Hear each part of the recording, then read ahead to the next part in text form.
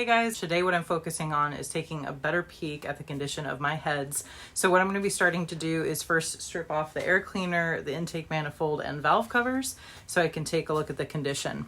The reason with this is because I recently took a few test drives with Betty, and so now I found a small leak in the back and I have a feeling the head gasket needs to be replaced.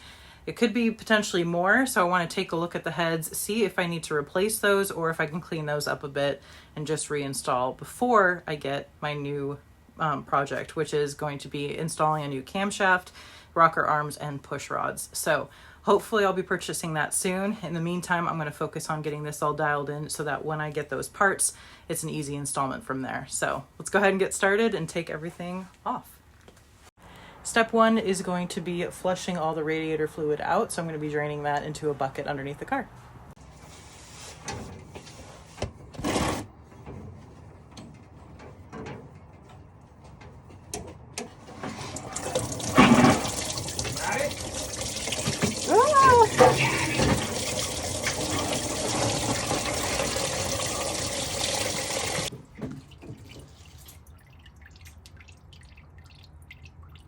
Next up is to remove the air cleaner, so I'm going to go ahead and do that right now.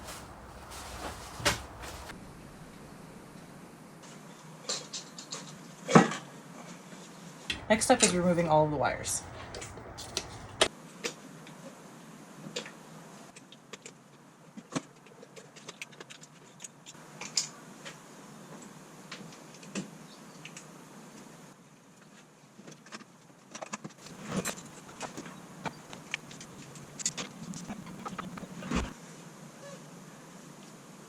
Next, I had to remove basically anything that was attached to the intake manifold. Don't forget to detach that battery before doing any wiring stuff.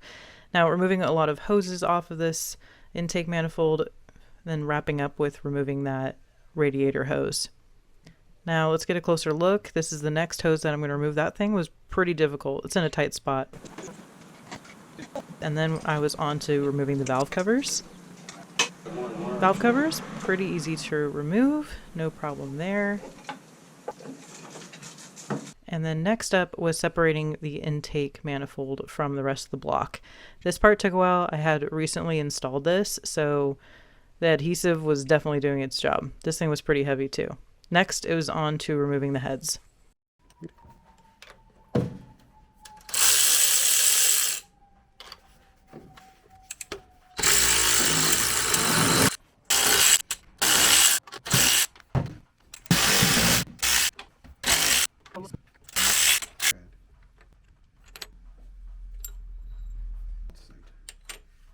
Like that? Yeah.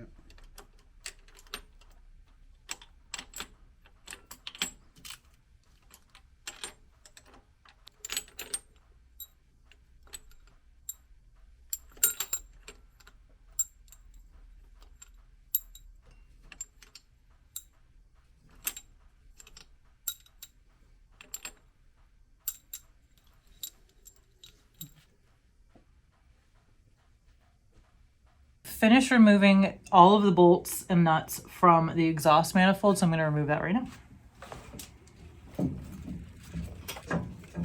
Oh, there goes the exhaust. Out of there. That's going to drop down. It dropped on the ground. All right, here we go. Oy. Look at that. There are 10 bolts, 1, 2, 3, 4, 5, and then 5 on the bottom. We just finished the first one. So there's that guy. Oh, I did it. Yeah. I got it.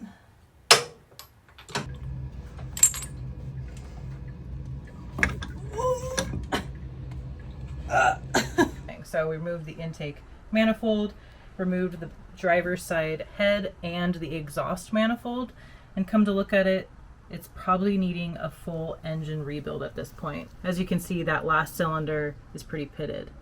So now what I'm working on today is I'm going to be removing the head and the exhaust manifold from the passenger side, just so we can take a better look.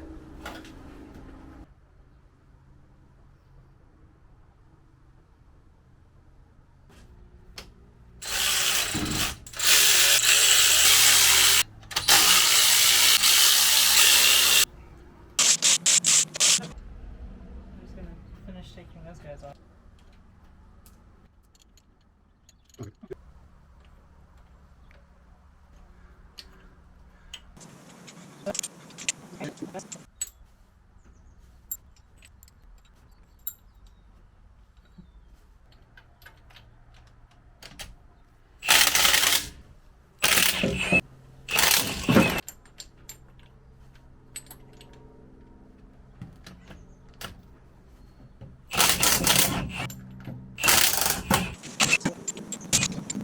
Got them all. Nice. Today I'm going to be using this Ryobi 3/8 electric ratchet to remove the rest of the exhaust manifold. There are a total of 4 bolts that you have to remove from these 4 spots in order to remove the exhaust. And then there's 2 that clip on the back. There's 2 bolts also that connect to the exhaust as well. I'm using a 9/16 socket for this project right here.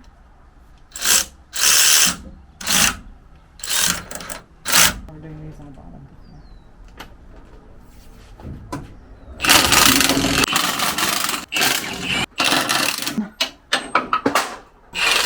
I got it though.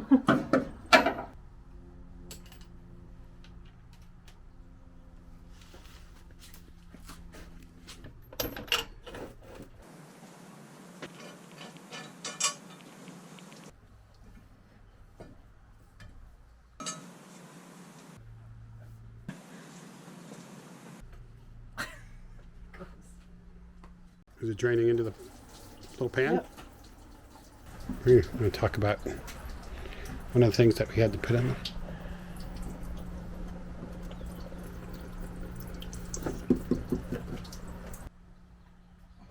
Oh, shit. Oh my god! Ugh. Oh, shit. So freaking heavy. Ugh. Ugh. Jeez.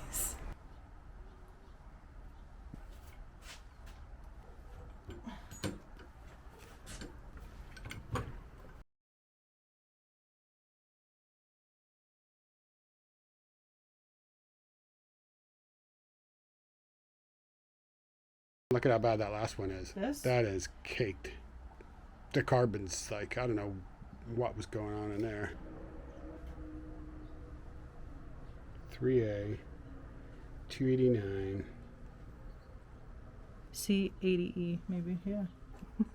Look at these hands.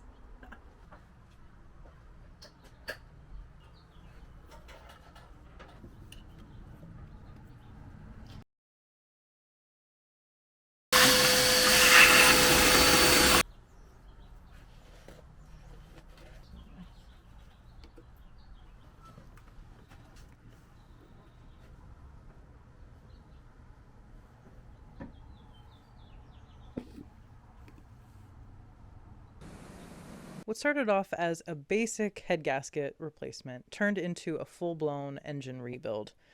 Now, when you buy these cars, oftentimes you don't know how long they sit for, you might not know how many miles are on it, and you might not know too much about it. So with that, I had no idea I was actually going to blow this head gasket. Now, I built this thing up in order to get it to test drive. Once I got to that test drive, I found the leak. So it wasn't until then where I actually realized that this was going on. The important thing to remember is I'm new at this, I'm not a professional, and this is my first time for learning all these different things. So it's important to give yourself some grace, learn from your mistakes, and do it better the next time. And no project is done correctly unless you have to do it twice. That's a wrap for this video. Thank you guys so much for watching, and I'll see you guys next week.